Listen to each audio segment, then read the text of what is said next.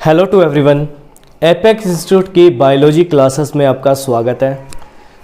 बच्चा, आज हम हमारे कल वाले टॉपिक को ही कंटिन्यू करने वाले हैं।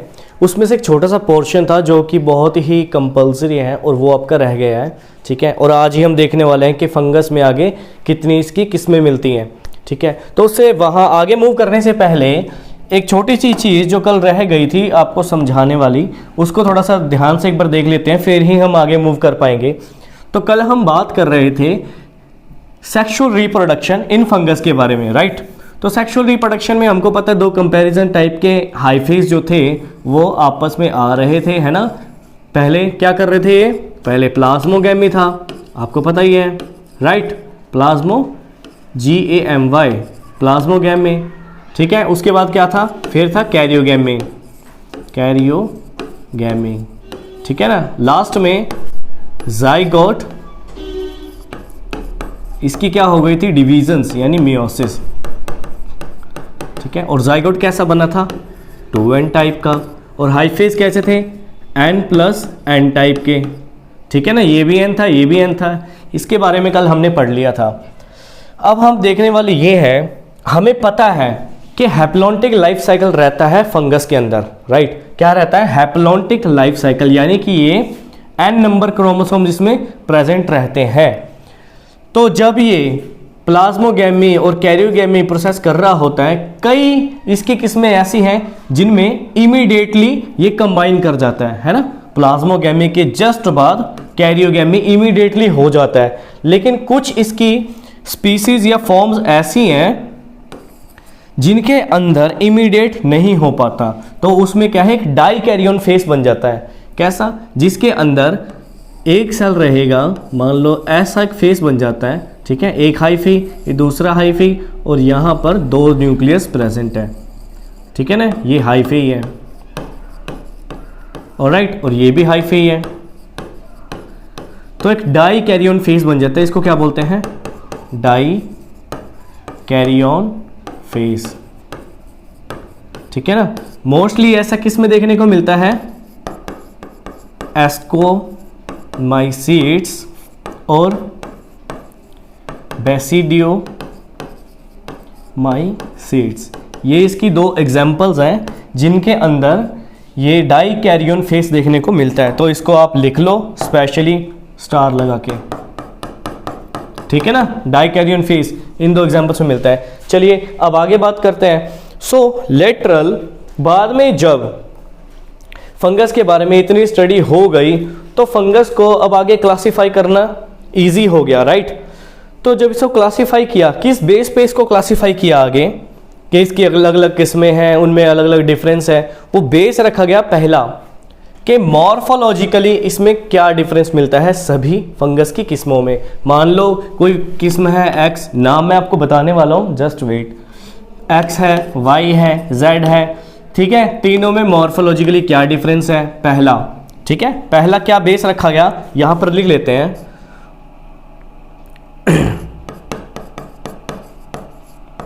Differentiation on the basis of, number 1 क्या रखा गया, सबसे पहली चीज रखेगी मॉर्फोलॉजी ऑफ हाइफे, कि उसका जो हाइफे बन रहा है, जो उसका माइसीलियम बन रहा है, इसको माइसीलियम अगर वो लिखोगे तो ज़्यादा अच्छा रहेगा, ठीक है। वो उसमें अलग अलग क्या मॉर्फोलॉजिकली डिफरेंस देखने को मिलता है। दूसरा क्या रहा कि इसके अंदर जितनी फ्रूटिंग बॉडीज बन रही हैं, जितने स्पोर्स बन रहे हैं, ठीक है, मोड ऑफ स्पोर फॉर्मेशन। दूसरा था मोड ऑफ स्पोर फॉर्मेशन। इसके बेस के ऊपर, इन दोनों चीज़ों के बेस के ऊपर ही फंगस को आगे क्लासिफाई कर दिया गया अलग अलग कैटेगरीज में। चलिए अब इसकी कैटेगरीज लिख लेते हैं, कौन कौन सी इसकी कैटेगरीज मिलती हैं। तो सबसे पहले फंगस की कैटेगरी के बारे में हम बात करने वाले हैं। इसमें 4 तरह की कैटेगरीज आपको देखने को मिलेगी, 4 तरह की कैटेगरीज, जिसका नेम है फाइकोमाइसीट्स, दूसरा है एस्कोमाइसीट्स, फिर बेसिडोमाइसीट्स। ठीक है ना, ये 3 किस्में, फाइकोमाइसीट्स, एस्कोमाइसीट्स, बेसिडोमाइसीट्स, और एक और किस्म मिलती है जो है ड्यूटेरोमाइसीट्स। ड्यूटेरोमाइसीट्स, इसके बारे में हम चारों के बारे में अब पढ़ने वाले हैं। लेकिन पढ़ने से पहले क्यों ना हम ऐसा करें कि इनको पर्टिकुलरली एक सिंगल करके पढ़ें और लास्ट में इनका कंपैरिजन कर देंगे हम लोग। ऑलराइट, चलिए ऐसा करते हैं। तो हम पहले पढ़ने वाले हैं फाइकोमाइसीट्स के बारे में। चलिए इसको रब कर देता हूं मैं अभी। ये लो, मैं इसे रब कर देता हूं। फाइकोमाइसीट्स,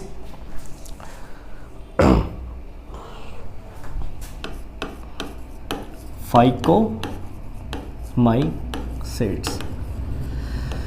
ऑलराइट, सो फाइकोमाइसीट्स फंगस की सबसे पहली किस्म है फाइकोमाइसीट्स। ठीक है, इस फाइकोमाइसीट्स के अंदर यहां पर मैं लिख देता हूं, ये क्या है, फंगस। यहां पर लिख देते हैं फंगस, फंजाई, ताकि आप कंफ्यूज ना हो। ठीक है ना। चलिए, फाइकोमाइसीट्स की क्वालिटीज क्या है। सबसे पहले ये एक्वाटिक हैबिटेट में मिलती है। ठीक है, मॉइस्ट प्लेसेस में मिलती है, डिकेइंग वुड पे मिल सकती है, डैम्प प्लेसेस पे मिल सकती है, और कुछ इसकी जो है ये ऑब्लिगेट पैरासाइट के तौर पे भी रह सकती है। तो लिख लेते हैं, पहले कहाँ मिलेगी, ये हमको मिल सकती है मोस्टली मॉइस्ट प्लेसेस पे। ठीक है, मॉइस्ट प्लेसेस पे मिलेगी। ठीक है, डैम्प प्लेसेस। ऑलराइट, और कहाँ मिल सकती है, डिकेइंग वुड पे मिल सकती है, जहाँ पे सलगड़ रही लकड़ियाँ पड़ी होंगी वहाँ पर मिल सकती है। ये ऑब्लिगेट पैरासाइट के तौर पे भी मिल सकती है इन एनिमल्स।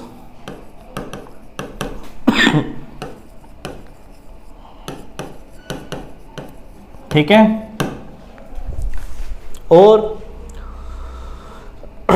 इसका माइसीलियम कैसा रहता है। अब जिसे माइसीलियम नहीं पता वो पहले जाए हमारी पुराने वाली वीडियोस और वहाँ से पता करें कि माइसीलियम होता क्या है। सो माइसीलियम के बारे में आप कंफ्यूज मत होना। अगर आपको नहीं पता तो प्लीज़ रिसेंट वाली वीडियोस देख लें और आपको अच्छे से पता चल जाएगा कि माइसीलियम होता क्या है। Network of hyphae. चलिए, तो माइसीलियम इसके अंदर कैसा है, इसके अंदर माइसीलियम एसेप्टेट और कंसेंट्रिक मिलेगा। लिख देते हैं यहाँ पर, माइसीलियम होगा एसेप्टेट एंड कंसेंट्रिक। ठीक है, बाद में बात करते हैं इसके अंदर स्पोर्स कैसे बनेंगे। इसमें रिप्रोडक्शन की बात करते हैं। अब इसमें रिप्रोडक्शन अगर एसेक्सुअल हो रहा है तो एसेक्सुअल रिप्रोडक्शन हो रहा होगा तो वो कैसा है, तो वो ज़ूस्पोर्स के थ्रू होगा, बाय ज़ूस्पोर्स। ज़ूस्पोर्स कैसे होते हैं, मोटाइल होते हैं। ठीक है, ये ज़ूस्पोर्स की खासियत है। या फिर और क्या हो सकते हैं, अप्लैनोस्पोर। अप्लैनोस्पोर्स कैसे हैं, ये नॉन मोटाइल होते हैं। ठीक है, आगे बात करते हैं स्पोर्स कहाँ बनते हैं। स्पोर्स सारे बनते हैं स्पोरेंजिया के अंदर। ये जितने भी इसमें स्पोर्स बनेंगे सेक्सुअल रिप्रोडक्शन में, ये क्या है, सारे स्पोर्स हैं। ठीक है, तो ये स्पोर्स कहाँ बनते हैं, फॉर्मड इन स्पोरेंजियम। लिख देते हैं यहाँ पर, स्पोरेंजियम के अंदर। ठीक है ना, स्पोरेंजियम में स्पोर्स बन रहे हैं। स्पोरेंजियम में कहाँ, एक्सोजीनसली या एंडोजीनसली। स्पोरेंजियम में बनते हैं एंडोजीनसली।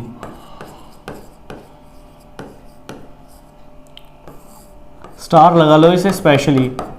ठीक है ना, ये छोटे छोटे क्वेश्चंस होते हैं जो आपके MCQs में बन के आ जाते हैं किसी भी कम्पिटिटिव एग्जाम में। आगे बात करते हैं, इसमें जाइगोस्पोर भी बनते हैं, ठीक है। अब जाइगोस्पोर बनेंगे तो कैसे हो सकते हैं जाइगोस्पोर? हो सकता है जाइगोस्पोर्स, हो सकता है वो हो सेम हो या हो सकता है डिफरेंट हो।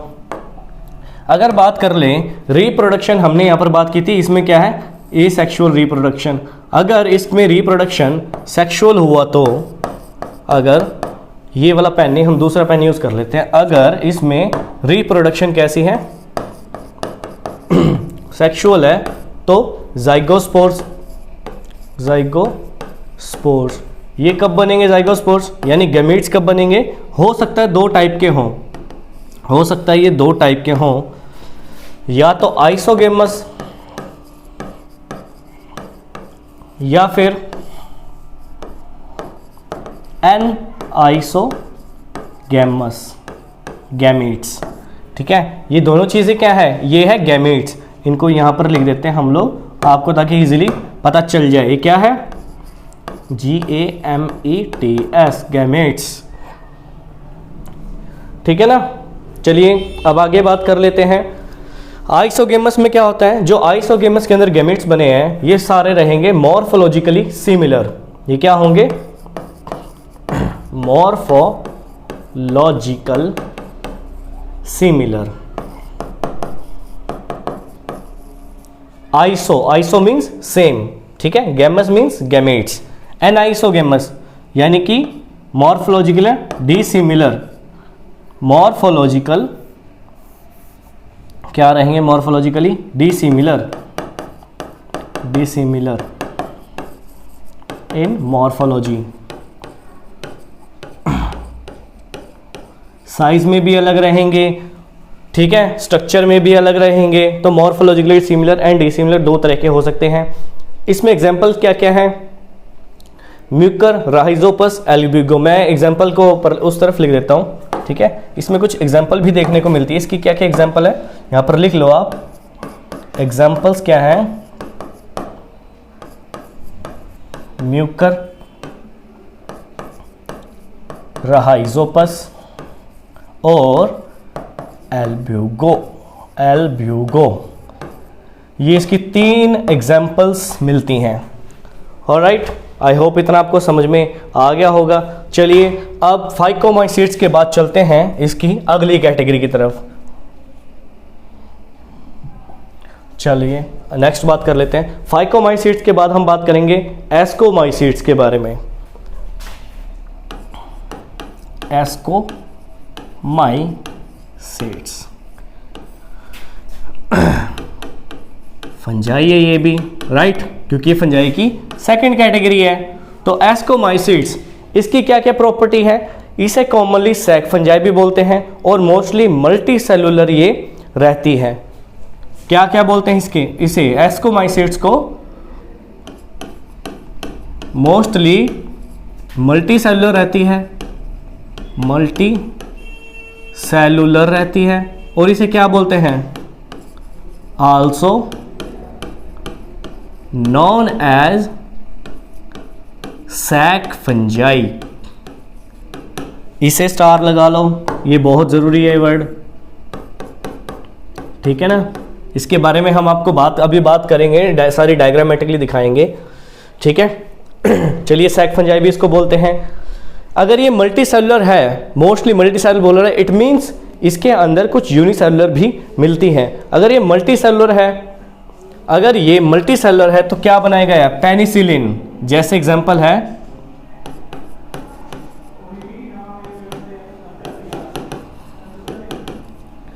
ठीक है ना। और अगर क्या बनाया है? Penicillin, Penicillium, the right word is Penicillium. यहां पर थोड़ा सा मिस्टेक, चलिए इसको क्लियर करते हैं। ये है पेनिसिलियम, दिस इज पेनिसिलियम, ठीक है। और अगर, क्योंकि ये मल्टीसेलुलर था, अगर ये यूनिसेलुलर है तो यहां पर लिख देते हैं, अगर यूनिसेलुलर है तो, यूनिसेलुलर है तो क्या बनाएगा ये? सैक्रोमाइसीट्स। तो क्या बना रहा है? सैक्रोमाइसस, सैक्रोमाइसीट्स या सैक्रोमाइसस, सैक्रोमाइसस, ऑलराइट, अब आगे बात कर लेते हैं सैक्रोमाइसिस। इसको थोड़ा सा क्लियर करते हैं। Saccharomyces, SACCRO, saccharomyces. चलिए अब ठीक है। ऑलराइट, सो एस्कोमाइसिस फंजाई की दूसरी किस्म है जिसको कॉमनली सैक फंजाई भी बोलते हैं। ठीक है, ये मोस्टली मल्टी सेलुलर होती है। अगर मल्टी सेलुलर मिलेगी, ज़्यादातर मल्टी सेलुलर ही मिलेगी। अगर मल्टी सेलुलर है तो जैसे एग्जांपल है पेनिसिलियम की। अगर यूनिसेलुलर भी इसमें मिल जाती है, जैसे सैक्रोमाइसिस भी इसमें बोलते हैं। यूनिसेलुलर कौन सी है? इजी कॉमन इसका वर्ड कौन सा है, कॉमन नेम कौन सा है सैक्रोमाइसिस का? ईस्ट। जो ईस्ट हम लोग यूज करते हैं उसे सैक्रोमाइसिस यानी कि यूनिसेलुलर फंगस भी बोला जाता है। ठीक है, एक और बात, ये क्या है? सैप्रोफाइटिक मोड में ज्यादा मिलती है, यानी डीकंपोजर्स पैरासाइटिक मोड में भी ये आपको मिल सकती है। ये कैसी है? सैप्रोफाइटिक।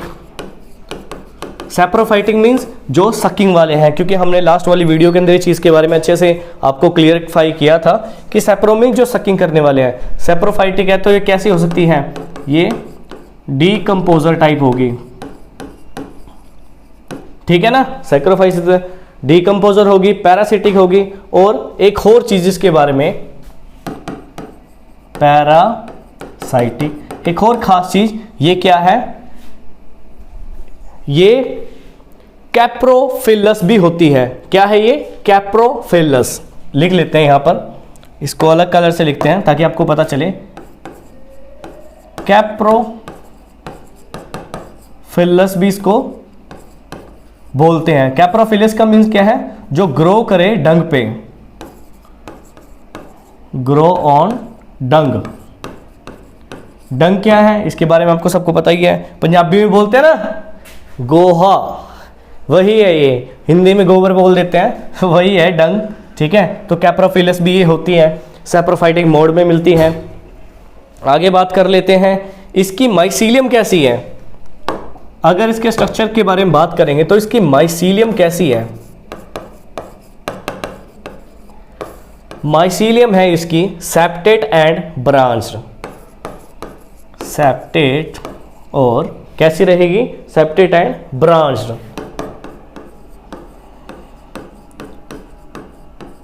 एक चीज ध्यान में रखना बेटा, पहले हमने जो की थी, ठीक है, इसके अंदर कैसी थी? माइसीलियम ए सेप्टेट थी और कॉन्सेंट्रिक थी। कॉन्सेंट्रिक तो ऑब्वियसली होगी अगर ए सेप्टेट है तो, है ना। मतलब कि माइसीलियम है एक ऐसे बिल्कुल नेटवर्क ऑफ द हाइफी है, बिल्कुल हाइफी है, लेकिन सारे जुड़े हुए हैं एक दूसरे से। बहुत सारे हाइफीज हैं ऐसे ऐसे ऐसे ऐसे करके, ठीक है ना। और बीच में से ही कैसा है? बीच में से ही एक हाइफी ऐसे है, तो नेटवर्क ऑफ हाइफी बना हुआ है, कॉन्सेंट्रिक है। ऑब्वियसली कॉन्सेंट्रिक होगा, ये तो दिख ही रहा है, ये तो है ना। लेकिन इसके अंदर क्या है? ये सेप्टेट है, यानी एक माइसीलियम ऐसे है ना, तो दूसरा ऐसे होगा, यानी यहां पर क्या आ गया? ये सेप्टा आ गया। ठीक है ना, क्या है ये? सेप्टा, यानी कि वाल जो सेपरेट करे दो हाइफीज को। ऑलराइट, आगे बात करते हैं, इसके अंदर एसेक्सुअल स्पोर्स कैसे बनते हैं? स्पोर्स इसके अंदर एसेक्सुअल बनेंगे, कोनिडियाज बनेंगे। लिख लेते हैं, अगर इसमें एसेक्सुअल रिप्रोडक्शन हो रही है, यहां पर लिख लेते हैं रिप्रोडक्शन,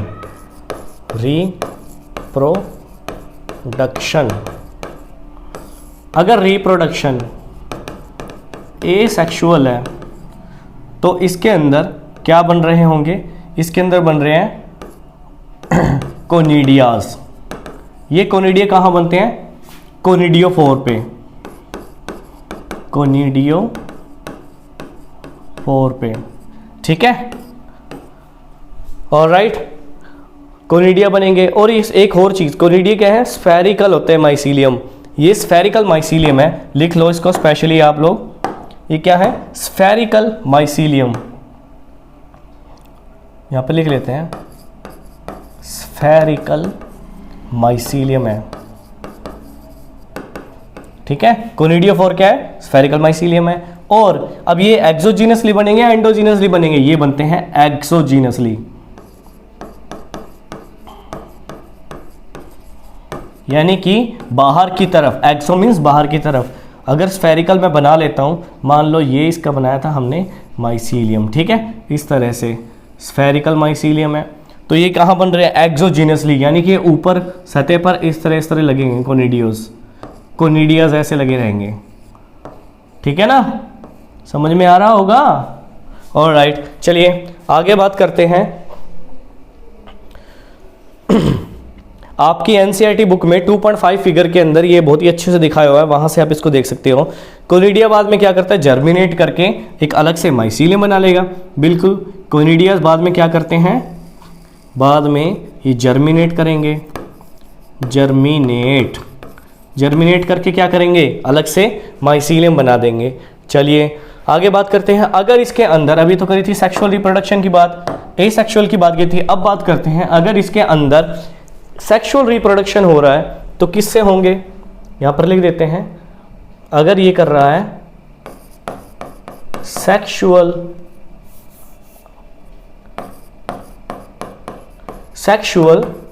रिप्रोडक्शन, अगर इसमें सेक्सुअल रिप्रोडक्शन हो रहा है तो इसके कुछ खास पॉइंट्स निकल के आएंगे। क्या, सबसे पहला, सेक्सुअल रिप्रोडक्शन के दौरान इसमें एस्कोस्पोर्स बनेंगे। कहाँ, जो सैक लाइक एस्की के अंदर बनते हैं, ठीक है ना, एस्कोस्पोर्स क्या बनेंगे इसमें, एस्कोस्पोर्स बनेंगे। कहाँ बनते हैं, इन सैक लाइक स्ट्रक्चर, कोई भी sac like asci, sac like structure या सैक लाइक एस्की स्ट्रक्चर या फिर एस्की के अंदर, ठीक है ना।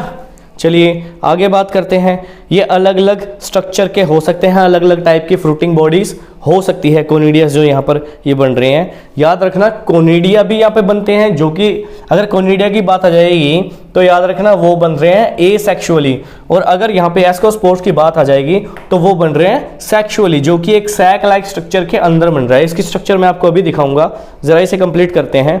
इसकी एग्जाम्पल्स है एस्परगिलस, क्लेविस्पस, न्यूरोस्पोरा।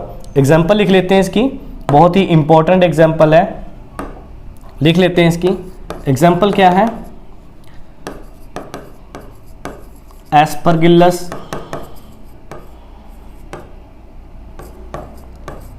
क्लेविसिपस, और क्या क्या एग्जाम्पल है, न्यूरोस्पोरा।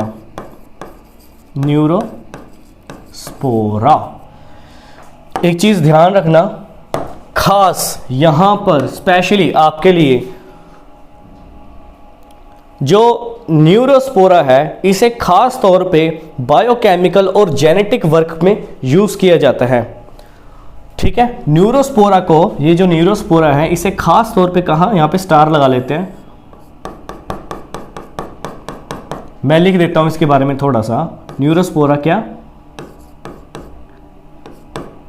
एक्सक्लूसिवली, यहां पर एक्सक्लूसिव लिखेंगे हम लोग। चलिए इसे थोड़ा सा रब करते हैं। क्या है, न्यूरोस्पोरा को एक्सक्लूसिवली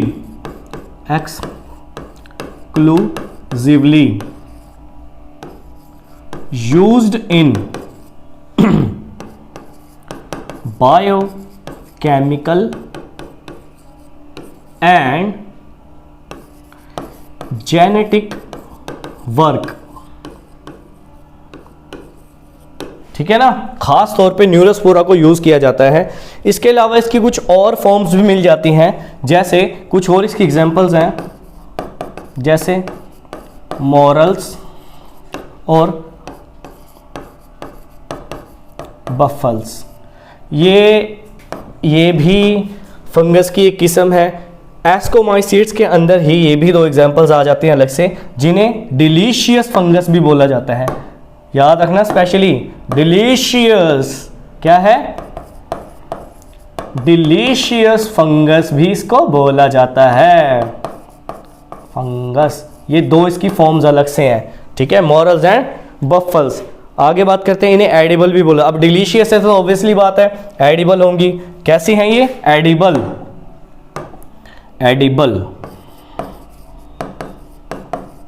खाने योग्य, ऑलराइट, चलिए अब मूव करते हैं इसकी थर्ड किस्म की तरफ, जो कि है बेसिडोमाइसीट्स।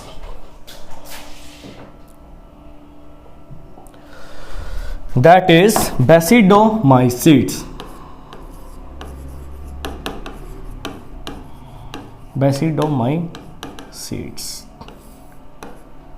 बेसिडोमाइसीट्स के बारे में एक खासियत है कि इसे आप सभी ने बहुत ही इजीली देखा है, जिसका कॉमन नेम क्या है, कॉमन नेम लिख लेते हैं।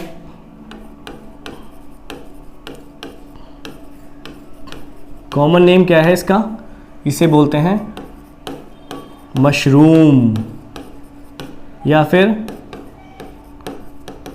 Puff balls. ये तो आपने देखा ही होगा, मशरूम तो आप सभी ने देखी है ना। और इसे एक और चीज़ भी बोलते हैं, इसे ब्रैकेट फंजाई भी बोला जाता है। स्पेशली यहीं पर लिख लोगे आप, कलर दूसरा ले लेते हैं हम लोग। इसे एक और चीज़ बोलते हैं, क्या है ये, ब्रैकेट फंजाई, राइट। जरा बात कर लेते हैं ब्रैकेट फंजाई। मेरे पास एक ना डायग्राम है, मैं आपको डायग्राम दिखाने वाला हूं। उससे पहले हम क्या करते हैं, इसके बारे में भी फिर से लिख लेते हैं सभी जो इसकी मेन चीज़ें हैं। आफ्टर दैट मैं आपको डायग्रामेटिकली वन बाय वन करके सारी चीज़ें इजी अच्छी तरह से समझाऊंगा। चलिए बात करते हैं इसकी हैबिटेट के बारे में। तो ये कहाँ पर ग्रो करती है, इसकी हैबिटेट क्या है। ये ग्रो करने के लिए ये भी कैसी जगह चूज करती है, सॉइल चूज करती है, राइट। कहाँ कहाँ ग्रो कर सकती है, हैबिटेट लिख लेते हैं इसका। हैबिटेट, इसकी हैबिटेट क्या है, ये आपको सॉइल में मिल सकती है ना, और ट्री लॉग्स में मिल सकती है, सॉइल में मिल सकती है, on logs and tree stumps पे मिल सकती है, लॉग्स पे मिल सकती है, और ट्री स्टम्प्स पे मिल सकती है ना। ट्री के नीचे वाली जगह जहाँ पर ये मिल सकती है तो ट्री स्टम्प बोल देते हैं उसको, वहाँ पर भी ये मिल सकती है। पेड़ के तनों के जस्ट नीचे नीचे साथ साथ में वहाँ पर ये आपको देखने को मिल जाती है। आपने सभी देखा ही होगा, मोस्टली इसको ना हमारे पंजाबी क्या बोलते हैं, सप दी छतरी ऐसे करके कुछ बोल देते हैं। तो वो सारी भी किसी में आ जाती है। यही आपने ज़रूर से ज़रूर वो देखी होगी, बारिश के दिनों के बाद ना मोस्टली कच्चे एरिए में या फिर बोल दें गमलों के अंदर वो एक ऐसे छाता टाइप की ना एक फंगस निकल आती है, मशरूम बोलते हैं उसको, है ना। तो आप सभी उससे बिल्कुल आपने देखी होगी वो पहले भी। तो उसी को वो इसी की एग्जांपल है बेसिडोमाइसीट्स, क्योंकि हमने इसमें ब्रैकेट फंजाई बोला, पफ बॉल्स बोला है, वो इसी की एग्जांपल है। ठीक है, चलिए बात करते हैं अब इसके बारे में आगे। ये पैरासाइटिक फॉर्म में भी मिल जाती है। ठीक है, हैबिटेट कैसा है, सॉइल में मिल सकती है, ट्री लॉग्स पे मिल सकती हैं, लकड़ियाँ पड़ी हैं, ठीक है, और ट्री के स्टम्प्स के पास मिल सकते हैं। और एक इसके बारे में एक और चीज़ क्या है कि पैरासाइटिक फॉर्म में मिलती है, पैरासाइटिक फॉर्म में भी ये मिल जाती है। पैरासाइटिक फॉर्म में रखिए क्या बनाएगी, ये बनाती है रस्ट एंड स्मट। ठीक है ना, ये दो चीजें कर देती है। इसका माइसीलियम कैसा है लिख लेते हैं, स्पेशली माइसीलियम इसका कैसा है,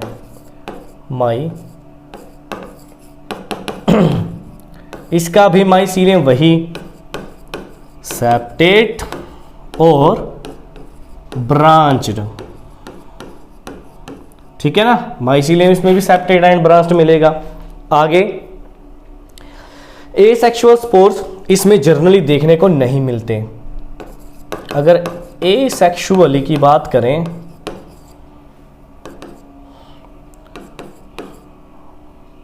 not seen, asexually spores generally इसमें देखने को नहीं मिलते।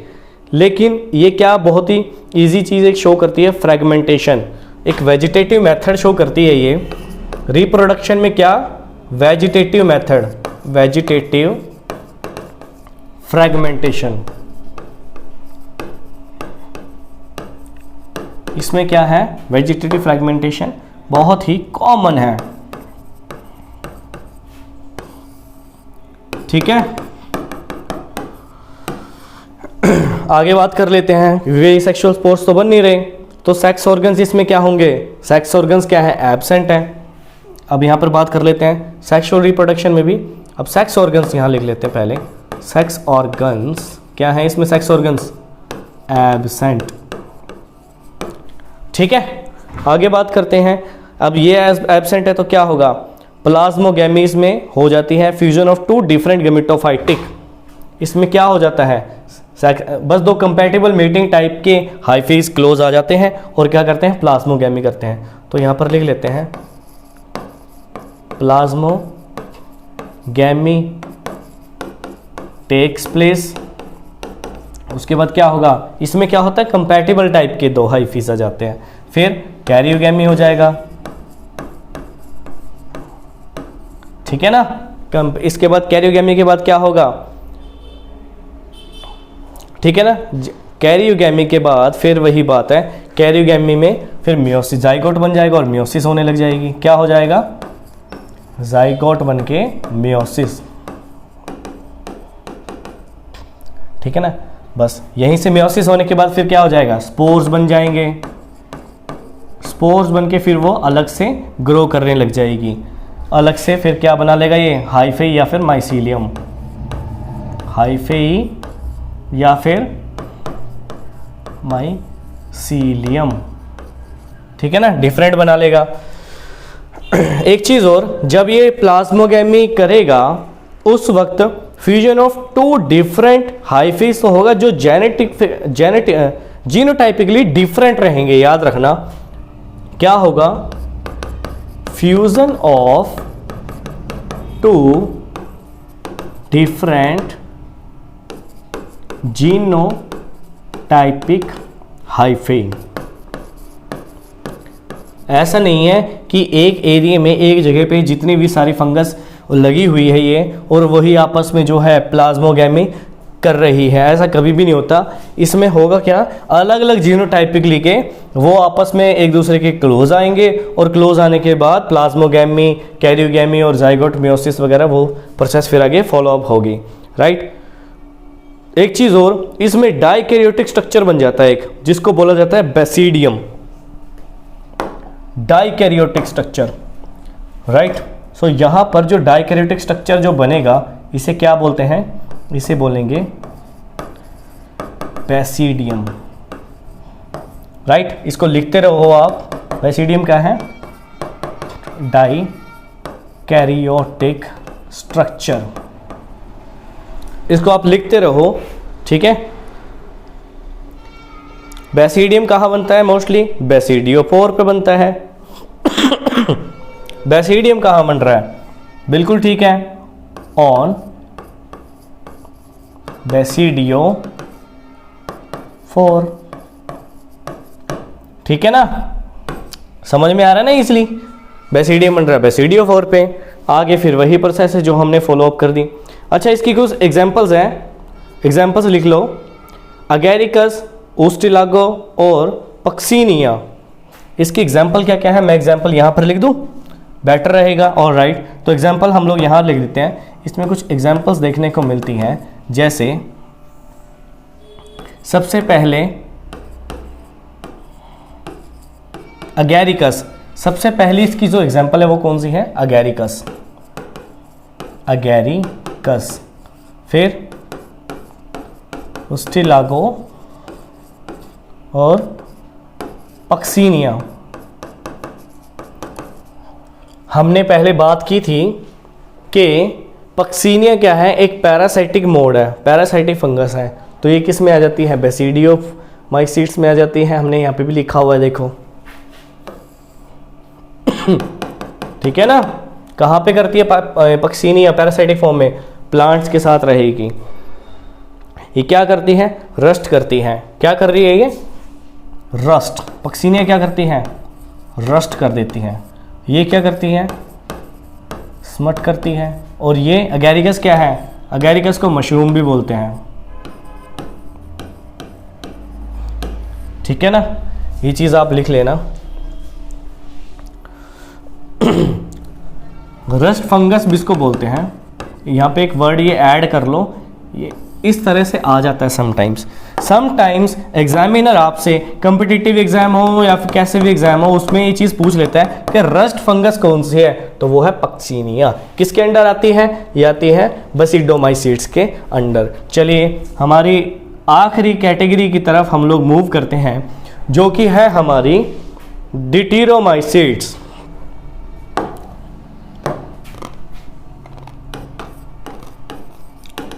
डिटेरोमाइसीट्स, डिटेरोमाइसीट्स को इसका कॉमन नेम क्या है? इसे इम्परफेक्ट फंजाई भी बोला जाता है। क्या बोलते हैं? इम्परफेक्ट फंजाई, इम्परफेक्ट फंजाई, इसे इस नेम से भी जानते हैं। चलिए इम्परफेक्ट फंजाई बोलते हैं।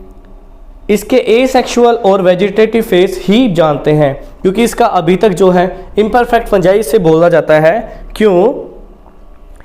क्योंकि इसके एसेक्सुअल और वेजिटेटिव फेज ही हम लोग जानते हैं। हमें पता है फंगस के अंदर तीनों फेज मिलते हैं, एसेक्सुअल, सेक्सुअल एंड हमारा वेजिटेटिव मेथड, राइट। लेकिन यहां पर क्या है, इसका जो सेक्सुअल मेथड है ये अभी तक क्या है? अननोन है। अभी तक सेक्सुअल मेथड इसका क्या है? अननोन है। लेकिन इसमें asexual and vegetative phase are known. ठीक है, सिर्फ यही दो फेस मिलते हैं इसके, और सेक्सुअल मेथड इसका क्या है? अभी तक अननोन है। Sexual mode of reproduction, sexual reproduction unknown है, अभी तक नहीं पता इसके बारे में। ठीक है, सो इसको एक इस कैटेगरी में रखा गया है कि बाद में अगर स्टडी के बाद कभी ये पता चले कि इसके अंदर सेक्सुअल मेथड है, किसी भी फॉर्म में पता चल जाए, तो हो सकता है इसे या तो एस्कोमाइसीट्स या तो बेसिडोमाइसीट्स में किसी में भी मूव किया जा सकता है। लेकिन इसे अभी टिल नाउ अभी तक इसे इसी फॉर्म में रखते हैं, डिटेरोमाइसीट्स। ठीक है ना, तो हो सकता है कि इसके एक कैटेगरी को डिटेरोमाइसीट्स में बना दें, और जो सेक्सुअल मोड का जो हमको पता चलेगा, क्योंकि इसमें भी कुछ फॉर्म्स मिलेंगी, कुछ नेम्स मिलेंगे कि कुछ एग्जांपल्स हैं, है ना। तो हो सकता है इस वाले को, क्योंकि इसमें सिर्फ यही दो मिलते हैं, इसको डिटेरोमाइसीट्स में रख दें। लेकिन जो बाकी के दो हैं इनमें अगर सेक्सुअल मेथड मिल जाए तो लेटर स्टडीज में इसे कहाँ मूव कर दिया जाएगा? जो हमने पहले लिखा था बेसिडोमाइसीट्स और अपना एस्कोमाइसीट्स, उसके अंदर इसे मूव किया जा सकता है। ठीक है, चलिए आगे बात कर लेते हैं। इसके अंदर माइसीलियम कैसा रहता है, लिख लेते हैं इसके उससे पहले इसे रब कर देते हैं। चलो, इसके अंदर माइसीलियम कैसा रहेगा?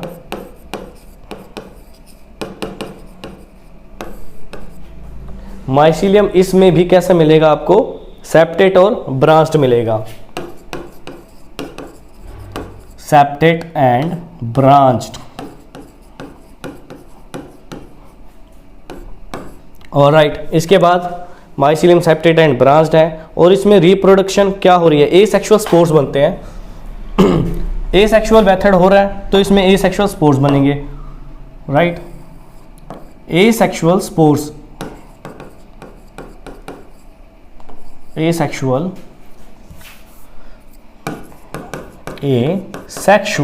स्पोर्स, ये कौन से स्पोर्स हैं एसेक्सुअल? इसका नेम हम लोग नोट कर लेते हैं, जो कि है कोनिडियास। क्या है? कोनिडियास।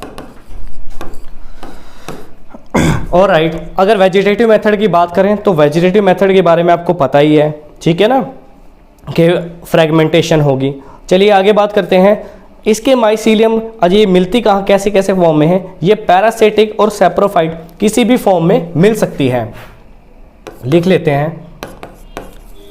पैरासाइटिक या फिर सेप्रोफाइटिक, किसी भी फॉर्म में ये मिल सकती है।